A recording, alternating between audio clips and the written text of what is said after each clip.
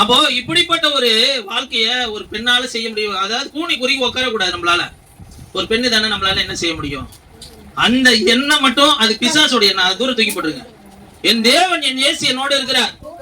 அந்த சமாரிய ஸ்திரீக்கு ஒரு விடுதலை கொடுக்கிறது எதற்காகனா, ஜீவ தண்ணீரை கொடுக்கிறது எதற்காகனா, உன்னை ஆசீர்வதிக்க போறது இந்த வருஷத்துல எதற்காகனா, நீ அநேக பேருக்கு ரட்சிப்பை கொடுக்கிற ஒரு பாத்திரமாய் விளங்கணும். அல்லேலூயா. நீ இயேசுவை கொண்டுட்டு போய் அநேக பேர்கிட்ட சேர்க்கிற மகளாய் விளங்கணும்.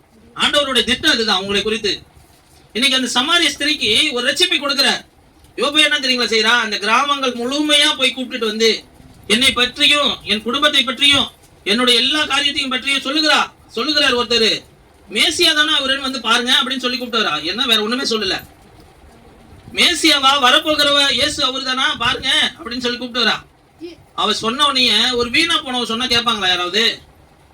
ஆனா அவ உண்மையான காரியத்தை போய் சொன்னா. யார போய் சொன்னா? இயேசுடைய வார்த்தையை இருதயத்தில் சுமந்து கொண்டு இயேசுவை பற்றி போய் சொல்லுகிறா. அந்த இயேசுடைய வார்த்தை எல்லாத்தையும் அணைத்து கொண்டுட்டு வருது. இன்னைக்கு உங்களுடைய சுய வாழ்க்கைய ஆசீர்வாதமாய் மாற்றுவேன் ஆண்டவர் வாக்கு கொடுத்துட்டாரு. என்ன செய்ய போறாரா? அடிக்கடி தண்ணீர் பாய்ச்ச போறாரா? எப்படிப்பட்ட தண்ணீரா? உங்க ஆவிக்குரிய வாழ்க்கையும் ஜீவ தண்ணீரோட ஒரு ஊற்றண்டையில நிற்க போது, உங்க உலக ஆசீர்வாதங்களும் நிரம்பி வெளிய போகுது. ஆனா இது எல்லாத்துக்கும் பாத்திரம் என்ன? உங்களை குறித்ததான திட்டம் என்ன? அநேக பேரை போய் இயேசு அண்டைக்கு கொண்டு வா. அல்லேலூயா. இயேசு அண்டைக்கு கொண்டுட்டு வரதுக்காக தான் ஆண்டவர் என்ன செய்யறாருங்க? அற்புதம் செய்கிறார். உங்க வாழ்க்கையில் உள்ள வெளிச்சமாய் மாற்றி காமிக்கிறார். அநேக பேருடைய இருளு மறைஞ்சு வெளிச்சமாய் மாறணும். இயேசு குழந்தையா இருக்கும் போது இருளில் இருக்கிற ஜனங்கள் என்ன செஞ்சாங்களா? மகா பெரிய வெளிச்சத்தை கண்டார்கள்னு போட்டிருக்கு. அல்லேலூயா. அப்ப இன்னைக்கு சிலுவையில் அவர் தொங்கும் போது அவருக்கு தாகம் எடுத்துச்சு.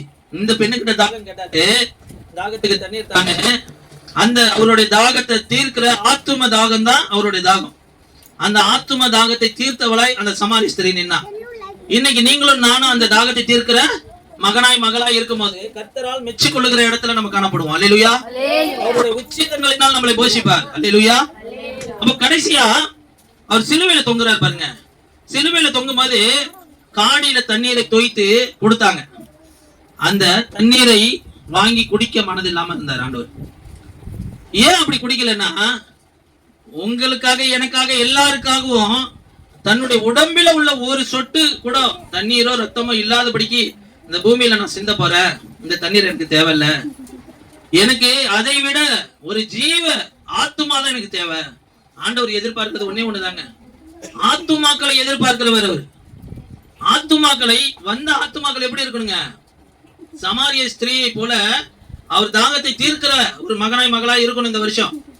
நீங்க நம்ம ஃபர்ஸ்ட் காரியத்துல அவர் காப்பாற்றுவார்னு சொன்ன, எப்படிப்பட்ட காப்பாற்றுதல்னு பார்த்தோம். ரெண்டாவது காரியத்துல ஜீவ தண்ணீரை நம்மளுக்கு கொடுக்குறேன்னு சொல்லியிருக்காரு. நம்ம பாத்திரம் எப்படிப்பட்ட பாத்திரமா இருக்கணும்? அதற்கு உரிய ஆத்துமாக்களை கொண்டுட்டு வந்து சேர்க்கிற பாத்திரமா இருக்கணும். அது மட்டும் இல்லாம உண்மையை சொன்னா மனம் திரும்பின ஒரு பாவியா இருக்கணும். நான் மனம் திரும்பின நீதிமானா இருக்கணும். என்ன பாவியா இருந்துகிட்ட நான் போய் ஊழியம் செஞ்சுக்கிட்டு இருந்தேன்னா அந்த ஊழியம் சக்சஸ்ஃபுல்லா இருக்காது.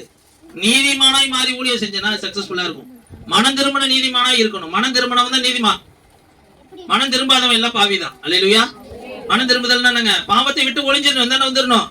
இரு வழிகள்ல நடக்கிறவன் அவற்றில் ஒன்றில விழுவான் இருக்கு.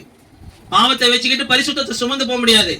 எப்படி பரிசுத்தமான பால் இருக்குதோ அந்த பால்ல ஒரு சொட்டு விஷத்தை போட்டா இல்லைங்க ஃபுல்லா வெள்ளையா இருக்குங்க, இது பரிசுத்தமான பால் தாங்க அப்படின்னா குடிச்சிருவோமா? அதை குடிக்க மாட்டோம். அதே மாதிரிதான் நம்ம வாழ்க்கையில தேவனுடைய ஆசீர்வாதம் நம்ம வாழ்க்கையில வரணும்னா பரிசுத்தம் மாத்திரம் தான் இருக்கணும்.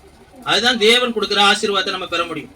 பாவத்தையும் வச்சுக்கிட்டு பரிசுத்த ஆசீர்வாதத்தை பெறவே முடியாது. அது தேவன் அனுமதிக்காததுக்கு ஒரே ஒரு காரணம் என்னன்னா, அந்த பாவத்தோட அந்த பரிசுத்த ஆசீர்வாதம் போயிடுச்சுன்னா உங்களுக்கு அந்த விஷம் எப்படி உள்ள இறங்குனா அழிவை கொண்டுட்டு வருமா, அதே மாதிரி அழிவை கொண்டுட்டு வந்துடும். அதனாலதான் ஆண்டவர் ஆசீர்வதிக்க லேட் ஆகிறதுக்கு அநேக பேர் வாழ்க்கையில் காரணம் என்னன்னா, உங்களை தேவனை வைத்து அழிக்க பிசாசு திட்டம் போடுறான். ஆனா ஆண்டவர் உங்களை பரிசுத்தமாக்கி தேவனால் நிரப்ப ஆசைப்படுகிறார். தேவ ஆசீர்வாதத்தினால் நிரப்ப ஆசைப்படுகிறார். அல்லேலூயா.